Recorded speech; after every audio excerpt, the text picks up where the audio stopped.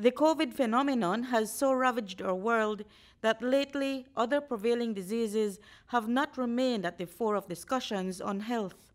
But this week, behind the scenes, the Belize Family Life Association has kept up the pace in zeroing in on diabetes.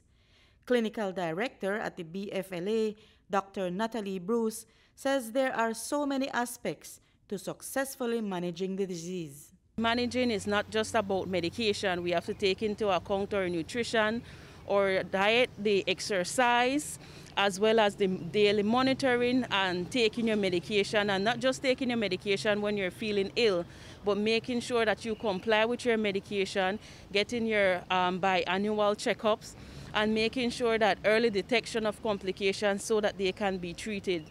Dr. Bruce says that because diabetes is a degenerative disease, it affects many organs and functions of the body.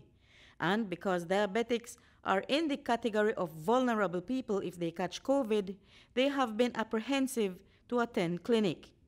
That has led to an increase in patients turning up with complications. Complications with these patients. So if you're not under control, then of course you would find that complications would arise, whether it has to do with the diabetic neuropathy, patients going blind due to the fact of the retina being affected.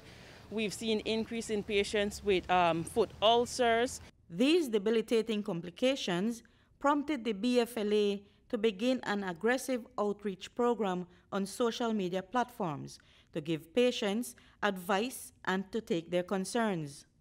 One patient who has been effectively managing her diabetes for over 20 years is Brenda Godoy.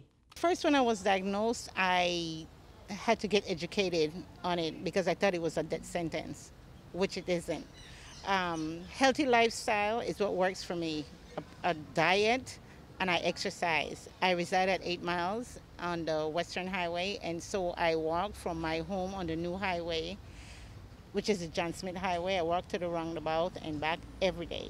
I still eat certain things that I shouldn't, but I eat it in moderation.